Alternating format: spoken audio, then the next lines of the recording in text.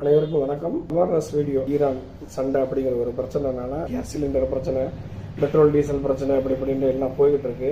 தட்டுப்பாடு அப்படிங்கிறது ஒன்றும் கிடையாது. ரீசெண்டா டியூப்ஸ் வீடியோல water can with water tank இந்த இதுல எல்லாத்தையும் எடுத்துட்டு போயிட்டு பங்க்ல போய் ஃபில் பண்ணி பண்றாங்க. இல்லீகல் சேலுக்காக கூட இருக்கலாம், இல்லைன்னா ஓன் யூஸுக்காக இவ்வளவு பெரிய டேங்க்ல எல்லாம் போய் வாங்குவாங்கன்னு சொல்ல முடியாது. ஸோ நம்ம இஷ்டத்துக்கு வந்து வாட்டர் கேனை தூக்கிட்டு போய் வாங்கி ஸ்டோர் பண்றதுங்கிறது வந்து சுத்தமாக சேஃப்டியே இல்லாத ஒரு விஷயம். இப்போ வந்து நம்ம வீடியோஸில் நிறைய பார்த்துக்கிட்டு இருக்கோம்.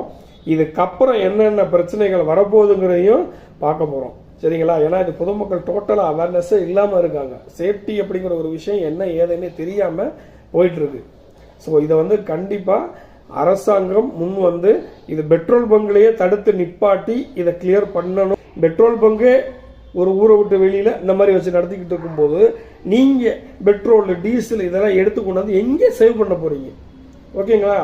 இப்ப அந்த பெட்ரோல் டீசலே அவங்க வந்து எந்த அளவுக்கு குழி நோண்டி இரும்பு டேங்க்ல ப்ரொடக்ஷன் பண்ணி உள்ள ஃபில் பண்ணி வச்சு எந்த அளவுக்கு சேஃப்டி எல்லாம் வந்து ஃபாலோ பண்ணி அவங்க பண்ணிட்டு இருக்காங்கிறத கண்டிப்பா நீங்க எல்லாரும் யோசிக்கணும்.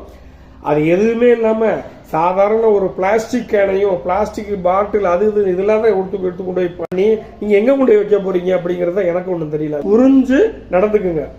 ஈரான்ல நடந்த ஏவுகணை தாக்கல் மூலியமா இருந்த விஷயத்துல எத்தனை குழந்தைங்க இறந்து போனாங்கிற விஷயம் வந்து இங்க இருந்துட்டு ஐயோ பாவம் நம்ம பேசுறோம். ஆனா இப்ப பண்ற விஷயம் இப்ப நம்மளே நம்மளுக்கு குழி நோண்டி புதைக்கிற மாதிரி உள்ள ஒரு விஷயத்த பண்ணிக்கிட்டு இருக்காங்க அந்த மாதிரி ஆளுங்க. ஸோ தயவு செய்து அந்த வேலையை பண்ணாதீங்க. எல்லாமே ஸ்மூத்தா தான் போகுது. புரளிகளை நம்பி எந்த ஒரு தேவையில்லாத விஷயத்தையும் எடுத்து கொண்டு போகாதீங்க, நம்பாதீங்க. ஒவ்வொரு பெட்ரோல் பங்குலையும் ப்ரொடக்ஷன் பண்றதுக்கு பண்ணணும். தேவையில்லாம அளவுக்கு அதிகமாக யாருக்கும் கொடுக்காம அதை ப்ரொடக்ட் பண்ணணும். சில மக்கள் வந்து ஒரு புரிந்துணர்வு இல்லாமல் செய்யக்கூடிய ஒரு செயல்னால வர்ற பிரச்சனை.